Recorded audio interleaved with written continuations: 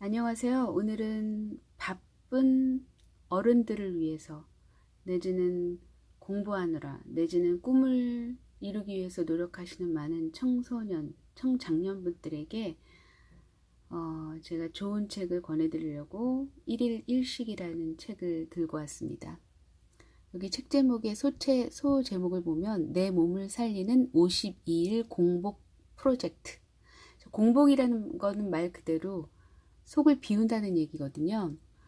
나구모 요시노리가 지었고요. 양영철 선생님이 옮겨주셨습니다. 위즈덤 하우스 출판사인데요. 제가 여기 이렇게 보면요, 이분이 의사예요. 근데 그 맨 뒤에 이야기에 보면 이분이 실제 나이가 1955년생이래요. 여러분들이 알아서 계산하세요. 전 산수 잘 못하니까. 근데 55년생인데 얼굴을 이렇게 보면은 한 30대로 봐도 믿을 수 있을 것 같죠? 그러니까 이분이 얘기하시는 거는 우리 몸이 보여지는 모습이 그 건강이라는 거죠. 그러니까 아름다움은 건강하다고 이렇게 판단을 하시는 분이세요. 그래서 이제 1일 1식, 왜 1일 1식을 해야 되는지 아직도 내가 납득할 수 없다 하시는 분들이 많이 계실 텐데요. 프롤로그에 보면은 공복이 되면은 장수 유전자가 발동을 한다, 이렇게 얘기가 나와 있어요. 대략 어떤 얘기인지 느낌적으로 아실 수 있겠죠. 그래서 보면요, 뱃속에서 지금 제 뱃속도 꼬르륵 꼬르륵 하고 있거든요. 뱃속에서 꼬르륵 하고 소리를 내면 세포 차원에서 몸에 좋은 작용들이 일어나고 젊어지는 효과가 있다. 그래서 영양을 계속 섭취해야 건강하다는 생각은 낡은 사고방식이다라는 생각을 가지고 계세요. 그리고 이제 재밌는 거는 맨 뒤에 보면요, 이분이 제가 뭐라고 얘기하셨냐면 4대째 의사 집안이었다고 했는데, 공교롭게도 그 어르신들이 다 이 심혈관계 계통에 문제가 있으셔서, 그러니까 비만하셨던 거예요. 그래서 일찍은 모르겠지만 아무튼 돌아가셨대요. 근데 그래서 이분이 이제 젊은 시절에 건강에 대한 엄청난 관심을 가지고 있었고, 그래서 이제 서점에서 책을 보면 그 건강에 대한 알림책을 쓰신 작가들을 보면 하나같이 다 나이 드시고 머리가 희끗희끗하고 그러시더래요. 그래서 자기가 도저히 설득을 당할 수가 없었다고 하시더라고요. 그리고 또 이제 럭셔리한 운동센터를 갔는데, 등록하려고 딱 갔는데 회원분들이 하나같이 다 막 비만의 척도를 걷고 계시는 거예요. 베들레헴이신 거예요. 그래서 그거를 보고서 내가 이곳에 등록하면 나도 똑같이 저 사람들처럼 되겠다, 이런 생각에 아예 등록을 안 하셨다고 하고, 또 이제 어느 레스토랑에 나름 그분이 이제 누군가가 이분을 대접하기 위해서 레스토랑인지 호텔을 모시고 갔는데 그 셰프를 보고 기겁을 했다는 거예요. 셰프가 엄청 뚱뚱해가지고 내가 저 사람처럼 되는 거 아닌가라고 이제 불안감을 느꼈다고 하시더라고요. 그래서 이제 제가 여러분들께 이 책을 처음부터 끝까지 다 읽어드리고 싶어도 되겠지만, 저는 이제 제가 가지고 있는 틀 있잖아요. 낡은 사고방식, 그것을 좀 바꾸려고 해서, 그러니까 제 중심적으로 좀 읽어드릴게요. 근데 이제 중요한 거는 여러분들이 이제 책 제목을 통해서 이제 그 나름 여러분들도 나름의 노하우도 있으시잖아요. 그래서 그런 의미에서 그런 노하우들을 그 자신들의 경험을 통해서, 경험치와 이런 주변의 그런 이야기들을 들음으로써, 그리고 또 이 책 제목을 보면 무슨 말을 하려고 하는지 대략 느끼실 수 있거든요. 그래서 제가 이제 키포인트 되는 부분, 말하자면 제 어떤 낡은 사고방식, 습관, 틀을 깨는 스토리를 위주로 이야기를 들려드리려고 합니다. 그래서 일단 책을 제 가까이 앞에 두고 어차피 여러분은 이제 소리를 듣게 되실 테니까, 그래서 그 대치용으로 제가 다른 그림을 이렇게 넣겠습니다. 양해해 주시고요. 아이고, 그리고 이제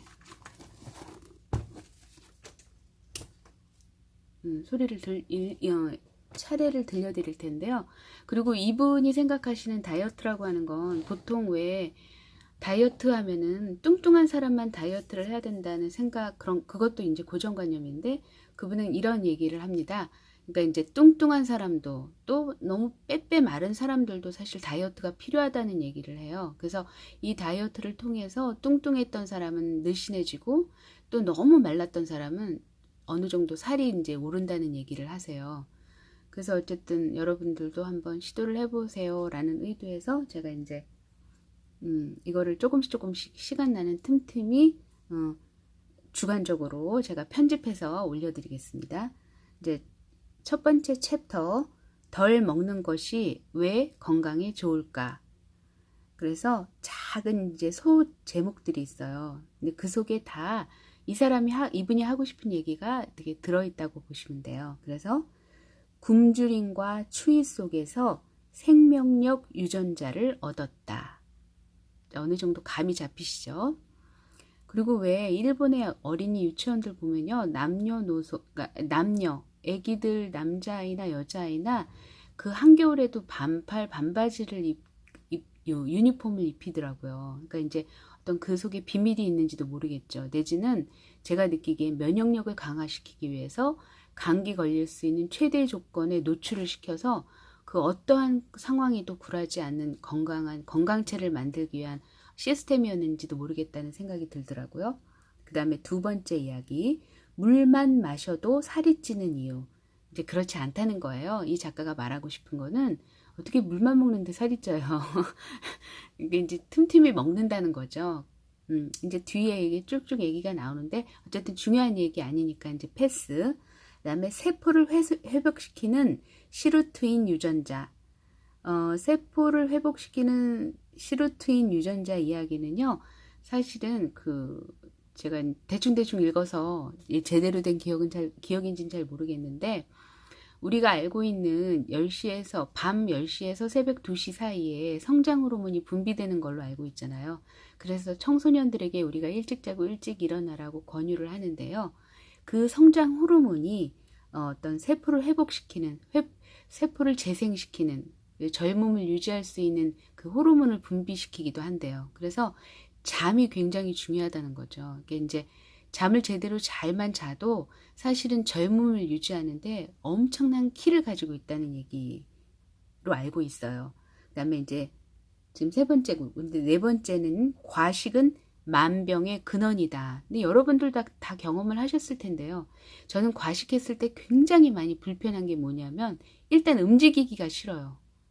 움직이기 싫기 이전에 숨쉬기조차도 버거울 때가 있고 움직이기 싫은 건 너무나 당연하고 그리고 식곤증에 시달려요. 항상 너무 배불리 먹으면 막 이렇게 사람이 왜 닭이 왜 조는 것처럼 막 이렇게 꾸벅꾸벅 졸아요. 근데 그런 경우가 참 많았던 것 같아요. 청소년 시절에 보면. 그 다음에 배부름에 적응하지 못하는 몸. 그 다음에 당뇨병은 인류 진화의 증거인가. 당뇨병에 걸리면 살이 빠지는 진짜 이유. 위험이 닥치면 뇌세포도 활성화된다. 추우면 왜 몸이 떨리는 걸까? 필요 이상으로 비축되고 있는 내장 지방. 그러니까 말하자면 이 필요 이상으로 비축되어 있는 내장 지방을 우리가 이 공복을 통해서 산화시킨다고 보시면 돼요. 예. 그 다음에 비만이 수명을 줄이는 진짜 이유. 하루 한 끼 식생활은 궁극의 건강법이다. 그 다음에 챕터 2장으로 넘어갑니다. 누구나 할 수 있는 1일 1식 습관. 식사량을 쉽게 줄이는 1즙 1채 다이어트. 이거는 말 그대로 물 하나, 그 다음에 채소 하나 이렇게 얘기하는데 이분이 나름 어르신들이 비만해서 결국에는 일찍 돌아가셔서 스스로 이제 다이어트에 대한 관심도 지대했던 거예요. 그래서 이제 본인이 학부 생활에 할 때 먹는 것들을 다 막 계산을 했대요. 근데 그것처럼 말하자면 그런 쓸데없는 에너지를 소비했다고 생각을 하고 스트레스를 너무 많이 주고 그랬다는 거예요. 그래서 차라리 그럴 바엔 지나치게 먹는 것보다 덜 먹는 게 낫다고 생각하고 이런 일집일체라는 국 하나에 채소 하나. 근데 이분은 중요하게 생각하는 게 통째로 먹는 걸 되게 중요하게 생각하는데요. 물론 껍질째 먹는 거, 뿌리도 먹는 거. 이거를 되게 강조하고 있습니다. 그다음에 무리 없이 하루 한 끼 식생활로 바꾸려면 하루 중 언제 먹는 것이 좋을까? 이거는 자기 상황에 따라 일하시는 분들은 손님들하고 대접해야 되는 상황이기 때문에 어쩔 수 없이 먹어야 되는 상황들이라는 게 있잖아요. 그러니까 그런 상황들을 다 감안해서 자신에게 맞는 거를 이제 취사 선택을 하라는 얘기예요. 그리고 하루 한 끼라면 무엇을 먹어도 좋다. 근데 단 중요한 거는 인스턴트는 절대로 먹으면 안 돼요. 밀가루, 이제 여기서 말하는 밀가루는 하얀 밀가루, 정제된 밀가루를 말하는 거고요. 인스턴트, 라면, 뭐 패스트푸드 같은 거는 절대 안 됩니다. 단 통밀가루나 현미 이런 것들, 덜 정제된 거, 그런 것들을 이제 먹으라고 권유를 하시고요. 뱃속에서 꼬르륵 하고 울리는 것을 즐겨라. 이분이 의사이다 보니까 이제 수시로 환자분들을 내담하잖아요. 아니면 수술을 하게 되고. 근데 이제 자기가 점심을 지나치게 많이 먹었을 때는 그 식곤증 때문에 굉장히 그 고달픈 상황이 있었다고 하더라고. 괴로운 상황이 있었다고 하고 그런 얘기들을 해줘요. 상담할 때도 그렇고. 그 상대방 이제 환자분이 막 자기 얘기를 하는데 그걸 열심히 들어줘야 되잖아요. 눈을 총명한 눈빛으로. 근데 그러지 못했다는 그런 사례들을 이렇게 들려주거든요. 그 다음에 정말 중요한 얘기인데요. 공복에 차나 커피를 마시면 안 된대요. 그러니까 이제 카페인 성분이 많이 함유됐을 거 아니에요. 커피도 그렇고 녹차도 그렇고 절대로 공복에 차나 커피를 마시면 안 된다고 하더라고요. 그 다음에 하루 한 끼만 먹는데 영양 상태가 괜찮을까? 통째로 완전 식품을 섭취한다. 채소에 버릴 부분은 없다. 세계가 주목하는 전통식. 통째로 먹는 식문화로 돌아가야 한다.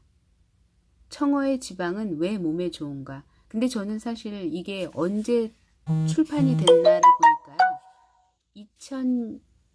2010년도에 출판이 됐더라고요. 근데 이제 제가 이 청어에서 걸리는 거는 이제 후쿠시마 원전 이후로 해산물 내지는 생선 이런 거, 해조류 이런 거 정말 조심해야 되거든요. 날 것들. 그래서 요거는 요 부분에 있어서는 이제 시간이 흘렀으니까 요 부분은 좀 수정을 해야 된다고 저는 생각을 해요. 이분은 지금도 청어의 지방을 강조하시는지는 모르겠으나 청어의 지방이 꼭 청어로만 얻어지는 거 말고도 사실은 뭐 아몬드, 견과류 많잖아요. 그런 걸로 충분히 흡수할 수 있다고 생각하거든요. 그래서 요 부분에 있어서는 조금 생각을 해주셨으면 좋겠고, 그 다음에 정말로 하루에 30가지 음식을 먹어야 할까? 아니라는 얘기겠죠. 비만이 되지 않기 위한 4가지 조건. 설탕의 과도한 섭취는 수명을 줄인다. 저는 단언컨대 제가 어렸을 때 비위가 엄청 약했거든요. 그래서 이제 단 거를 정말 못 먹었어요. 비위가 약해서 오죽하면 옛날에 그 왜 비비빅이라고 하잖아요. 단팥이 들어가 있는 아이스크림. 그것조차도 못 먹었어요. 달아서. 그랬는데 그 덕분에 장단점이 있는데 물론 키는 자라지 못했어요. 녹색 평론에 보면 예를 들어서 자기가 45kg이면 45g의 설탕을 섭취하는 것이 성장에 도움을 준다고 하는데요. 저는 제가 봤을 때는 아마 제가 성장을 제대로 못한 건, 자라다 만 거는 이 설탕을 제대로 섭취를 못해서 그런 거 아닌가 싶어요. 왜냐하면 우리가 이제 4인 가족,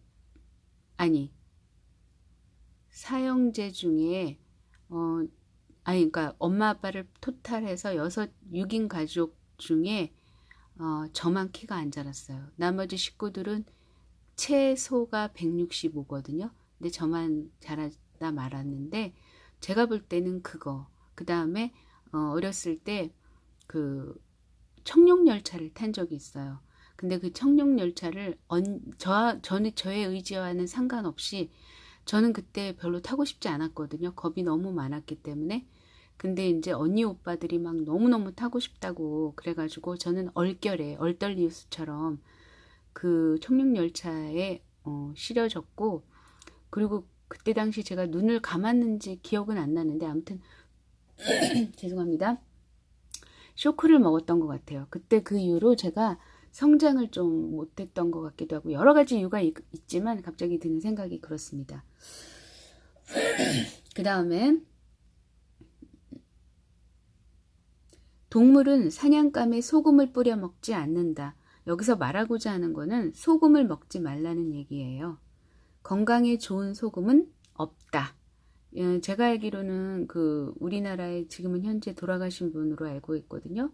그 바다에서 나는 천일염, 그걸 굉장히 중요하게 생각하시는 분이 어르신이 계셨는데 그 얘기를 되게 존중하시는 분들이 들었을 때는 좀 반기를 드시고 싶으신 분이 계실 거예요. 그런데 사실은 돌이켜보면 이게요, 모든 그 재료들이 다 나름의 간이 있습니다. 그걸 생각하시면 그렇게 또 흥분할 일도 아니에요. 그 다음에 건강에 했고, 칼슘은 걷기로 보충한다. 이거는 뭐 햇빛 비타민 D인가요? 그러니까 우리 체내에서 자동적으로 뭐라고 그래야 되죠? 배출될 수 없는 부분을 비타민 D, 즉 햇빛을 통해서 걷기를 통해서 그게 이제 가능하다는 얘기일 거고요. 건강은 곧 아름다움이다. 그래서 이분은 보여지는 것, 그것이 곧 아름다움이라는 거예요. 그러니까 비만하거나 너무 마른 거는 건강에 적신호라는 얘기를 이제 이분은 하시더라고요. 그 다음에 세 번째 챕터로 넘어갑니다. 하루 한 끼 식생활의 하루 흐름, 꼬르륵하고 배가 울리는 비밀과 그 효능, 한 끼를 먹는 순간 식욕 억제 호르몬이 분비된다. 근데 이거는 너무나 당연한 게요. 저도 이제 3개월을 넘었거든요. 그래서 느낀 게 3개월이 맞나? 제가 숫자 개념이 약해서 패스. 중요한 건 그게 아니고 이제 이렇게 한 끼 식사를 하다 보니까 위가 확 줄어요. 그래서 일단은 맛있는 거를 봐도 막 이렇게 식탐이 안 나요. 옛날에는 사실은 제가 약간 편식 스타일이에요. 그래서 파스타를 엄청 좋아해요. 그래서 젊었을 때는 20대 때는 그때는 정말 친구들이랑 피자 먹고 다니는 게 취미였어요. 그래가지고 피자를 시키면 그때 당시에는 이렇게 서비스가 샐러드를 이제 샐러드 그때 생각나는데 샐러드를 항상 잘 담는 친구를 꼭 데리고 가요. 그래가지고 그 친구랑 같이 꼭 먹어요. 왜냐면 그 친구가 담당을 하는 거예요. 왜냐면 그때 당시에 샐러드는 한 번밖에 안 됐어요. 무한 리필이 아니에요. 그래가지고 그 친구가 켜이 정말 샐러드를 귀신같이 잘 담았거든요. 그래서 어쨌든 저는 그때 당시에 어느 지역에 무슨 피자가 맛있다 이런 거 굉장히 많이 쫓아다녔거든. 그랬던 기억이 나는데 어쨌든 그래서 저는 그 파스타류를 엄청 좋아해요. 그래가지고 피자뿐만 아니라 스파게티라든가 뭐 이런 것들을 엄청 좋아하거든요. 근데 이제 그런 것들을 조절할 수 있는 이제 힘이 생기는 거예요. 그리고 요즘은 그게 그렇게 잘 안 땡기더라고요. 며칠 전에는 딸내미랑 먹기는 했는데 그랬고, 그래서 이제 이 한 끼를 먹다 보면은 식욕 억제 호르몬이 분비가 되니까 염려하지 않으셔도 된다는 얘기를 드리고 싶었고, 그 다음에 체중 감량 플러스 알파 효과, 그 다음에 4장으로 넘어가면요. 1일 1식 생활을 습관화하자. 밥을 먹었으면 곧바로 자라. 신기하죠? 우리는 보통 식후 무조건 30분 있다가 누워라 그러는데 그럴 수밖에 없는 것이 필요 이상의 음식을 먹지 않잖아요. 하루에 한 끼를 먹으니까 어찌 보면 너무나 자연스러운 현상이고 너무 편해요. 그래서 저는 사실 굉장히 게으른 입장에서 이게 너무 좋더라고요. 위안이 되더라고요. 그 다음에 젊음을 가져다주는 골든타임. 이게 지금 아까 약간 전에 얘기했던 아까 무슨 호르몬이었죠? 음,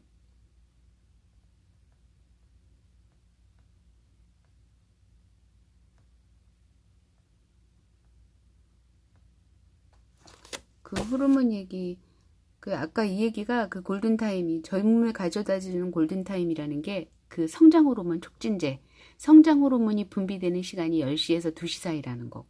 그게 지금 같다는 거예요. 젊음을 가져다 주는 골든타임이. 그 다음에 동면이 끝난 곰은 어떻게 곧바로 일어설 수 있을까? 체내 시계는 아침 햇살에 초기화된다. 아침에 상쾌하게 일어나는 요령. 아침에 일어나서 꼭 물을 마실 필요는 없다. 건강을 위해 운동은 하지 않는다.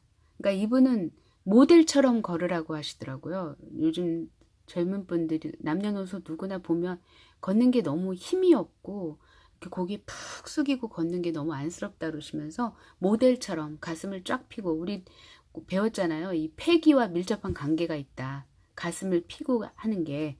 그래서 이제 가슴을 피고 당당하게 허리에 힘 딱 주고 모델처럼 딱딱딱 걸으라고 하시더라고요. 그리고 이분은 절대로 자가용을 몰고 다니지 않는데요. 우리나라랑 일본이 좀 달라요. 일본은 우리 이 사람은 의사니까 좀 수입이 고수입일 수 있지만 어쨌든 일본은 그 자격 취득하는 것도 굉장히 어렵고요. 우리처럼 이렇게 날림이 아니에요.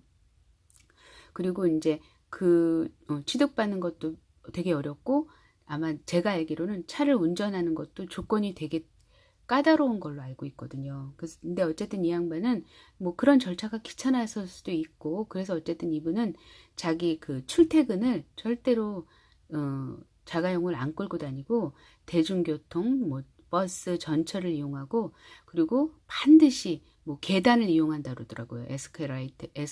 에스컬레이터나 내지는 엘리베이터를 절대 사용하지 않는데요.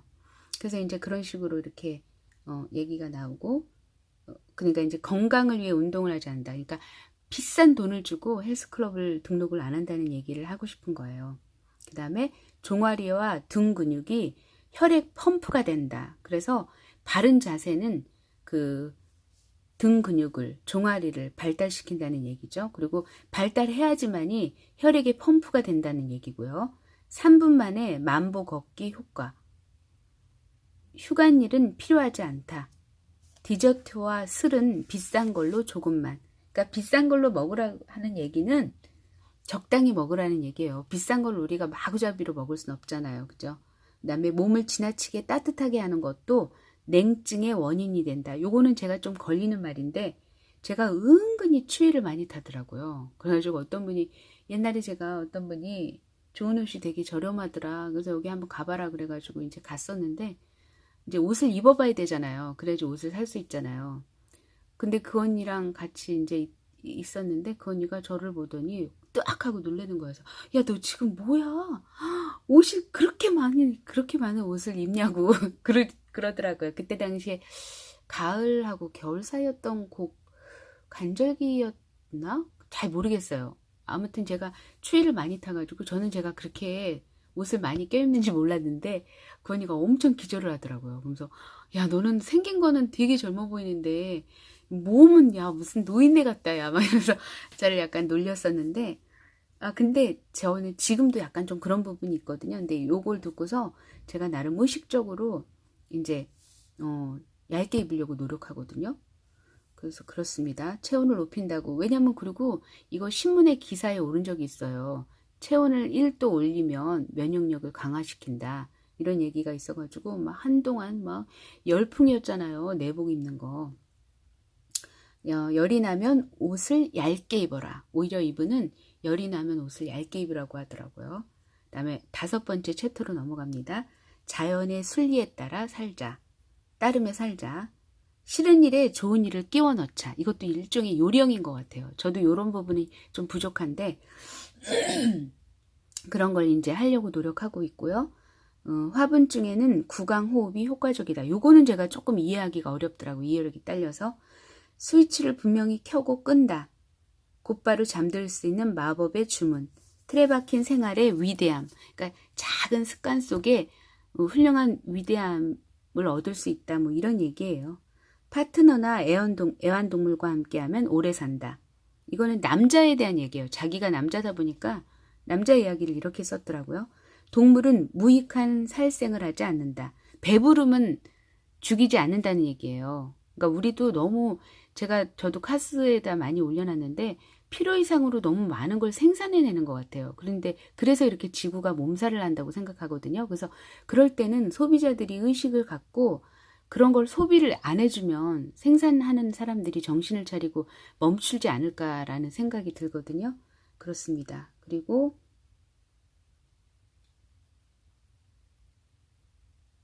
감사하는 마음으로 지나침 없는 생활을 하자. 포식을 멈춰야 한다. 우리가 1일 1식을 실천하는 의미, 생활 습관을 바로잡으면 건강은 저절로 온다. 마지막까지 건강하고 활기차게 보내자. 이렇게 쭉 돼 있고 에필로그, 매끈한 피부와 잘록한 허리를 위하여. 여기 엄청 땡기지 않습니까, 여러분? 저는 사실은 되게 통허리예요. 허리 자체가 없어요. 그러니까 이제 약간 서구 스타일인데 그래가지고 제가 스커트를 입어도 항상 A라인 스커트 아니면 그냥 이렇게 툭 떨어지는 스커트를 입을 수밖에 없는 게 통짜가 드러나잖아요. 그래서 이렇게 하면 저희가 잘록한 허리를 보유할 수 있지 않을까 하는 희망을 안고 열심히 1일 1식을 하고 있습니다. 그래서 일단은 제가 소리를 들려줄게요. 챕터 1장 덜 먹는 것이 왜 건강에 좋을까? 끼니를 거르지 않고 매일 3끼씩 배부르게 먹는 것이 정말로 몸에 좋을까? 나는 분명히 아니다라고 말할 수 있다. 물론 영양을 부족하게 섭취하면 병에 걸릴 수 있다. 죄송합니다. 잠깐만요. 목이 자꾸 걸리네요. 설령 병에 걸리더라도 체내의 생명력 유전자가 병을 치유하고 예방하기 위해 곧장 활동하기 시작한다. 반면 지나치게 많이 먹었을 때 활동하는 생명력 유전자는 거의 없다. 그래서 포식이나 잘못된 식생활 탓으로 병에 걸리는 사람들이 끊이지 않는 것이다. 굶주림과 추위 속에서 생명력 유전자를 얻었다. 요즘은 하루 3끼를 먹는 것을 당연한 일로 여긴다. 대부분의 현대인들은 아무런 의심도 하지 않고 그렇게 생각한다. 하지만 지구상의 인류가 출현한 이래 17만 년의 역사를 더듬어 보면 인간이 3끼를 배불리 먹게 된 것은 불과 몇십 년밖에 되지 않았다. 아무리 길게 잡아도 기껏해야 100년도 되지 않은 최근의 일이다. 일본의 경우에는 2차 세계대전 후 허허 벌판에서 고도 경제성장을 이루게 된 후부터라고 할 수 있다. 적어도 그 이전에는 보통의 서민들이 배불리 먹을 수 있었던 적은 단 한 번도 없었다. 옛날에는 매일 3끼를 배불리 먹을 수 없는 것은 당연한 일이었기 때문에 충분히 영양을 섭취하는 것이 건강의 비결이라는 신화가 생겨나게 되었다. 애당초 정해진 시간에 식사를 할 수 있게 된 것은 농경 문화가 시작된 이후의 일이다. 중국에서 벼농사가 시작된 것은 기원전 2000년 전후이므로 4000년 정도 된 이야기라고 할 수 있다. 그전 16만 6천년 동안은 수렵 문화 시대였으므로 사냥에 성공하지 못하면 며칠씩이라도 굶어야 했다. 하지만 농경 문화가 시작되고 나서도 천재지변이나 기후변동에 따라 기근은 세계 곳곳에서 수없이 되풀이되어 왔다. 즉 인류 역사는 기아와 투쟁해온 역사라고 해도 과언이 아니다. 기아는 현재도 계속되고 있다. 미국과 유럽, 아시아의 극히 일부 지역을 제외하면 세계 대부분의 나라에서는 아직도 기아에 허덕이고 있다. WFP 월드 푸드 프로그램 세계 식량 계획 거기에서 공표한 기아 현황 지도에 따르면 죄송해요. 아시아, 아프리카, 중남미 지역이 진한색으로 칠해져 있는데 이는 심각한 기아 상태라는 것을 보여준다. 기아란 신장에 맞는 적절한 채소 체중을 유지할 수 없고 가벼운 신체 활동을 하는데 필요한 칼로리를 섭취하지 못하는 상태를 말한다. 자연재해나 오랜 분쟁, 그리고 극도의 빈곤 탓으로 최소한의 식사조차 하지 못하는 사람들이 아직도 많다. 그런데 이 기아 현황 지도를 살펴보면 한 가지 사실을 알 수 있다. 바로 기아 상태에 있는 나라들의 출산율이 높다는 점이다. 얼핏 보기에도 행복해 보이는 선진국들은 포식 상태에 있으면서 출산율이 극도로 낮고 인구도 줄어들고 있다. 동물로 치면 멸종 위기종에 해당한다. 이대로 가면 수만 년 후에는 기아 지역에 사는 사람들만 남게 된다는 극단적인 추론도 가능하다. 이런 생명력의 차이는 왜 생기는 것일까? 인류의 오랜 역사를 살펴보면 기아는 물론이고 천재지변, 전염병의 만연, 전쟁이라는 수많은 위기가 연속적으로 일어났다. 혹시 베이징 원인은 중국인의 선조, 자바 원인은 아시아인, 네안데르탈인은 유럽인의 선조라고 생각하는가? 그것은 모두 잘못된 생각이다. 왜냐하면 그들 모두 멸망했기 때문이다. 인류가 멸망할 리 없다고 믿고 있는 사람에게는 안타까운 일이지만 지금까지 수많은 인류가 멸망한 뒤 지구상에서 자취를 감췄다. 현재의 백인, 흑인, 황인종의 선조는 17만 년 전에 킬리만자로 부근에서 유래된 미토콘드리아 이브라고 명명된 단 한 사람의 여성이다. 기아 상태인 나라에서는 인구 폭발이 문제가 되는 반면 선진국에서는 아무리 과학의 정수를 동원해도 출산율의 저하를 막지 못하고 있는 실정이다. 이것은 과연 인종의 문제 때문일까? 우리는 임신율이 낮은 종족의 것일까? 그렇지 않다. 우리의 조부모 시대, 즉 2차 세계대전 이전까지는 보통 부부 한 쌍이 평균 4-5명의 아이를 낳았다. 우리 현대인들은 인류 존망의 위기에서 간신히 벗어나 살아남은 사람들의 후손이다. 따라서 굶주림과 추위, 감염에 처했을 때야말로 살아갈 힘을 내는 생명력을 갖추고 있는 것이다. 이 생명력의 근원이 바로 인류가 위기를 뛰어넘음으로써 획득해온 생명력 유전자이다. 생명력 유전자는 하나의 유전자가 아니다. 기아를 극복하는 기아 유전자, 기아 상태에서도 살아남는 연명 유전자, 감염을 이겨내는 면역 유전자, 암과 싸우는 항암 유전자, 노화와 병을 치유하는 수복 유전자 등 우리 몸속에는 셀 수 없이 많은 유전자가 있다. 다만 불편한 것은 굶주림이나 추위에 내몰리지 않으면 생명력 유전자가 활동하지 않는다는 점이다. 게다가 포식 상태에서는 오히려 신체를 노화시키고 출산율을 낮추며 면역이 자기 자신을 공격하는 쪽으로 작용한다는 점이다. 우리가 좀 더 나은 삶을 살기 위해 이 생명력 유전자를 잘 활용할 수 있는 방법은 없을까? 먼저 이 생명력 유전자에 대해 자세히 살펴보자. 자, 이제 여러분 아시겠죠? 굶주림이나 추위에 내몰리지 않으면 생명력 유전자가 활동을 하지 않는다는 거예요. 그렇기 때문에 우리는 꼬르륵 꼬르륵 소리를 즐겨야 한다는 말입니다. 여러분 오늘은 여기까지만 하고요. 다음에는 물만 마셔도 살찌는 이유를 읽어드리겠습니다. 자, 다음 시간을 기대하시고 오늘도 즐거운 하루 되세요. 화이팅 여러분 사랑합니다.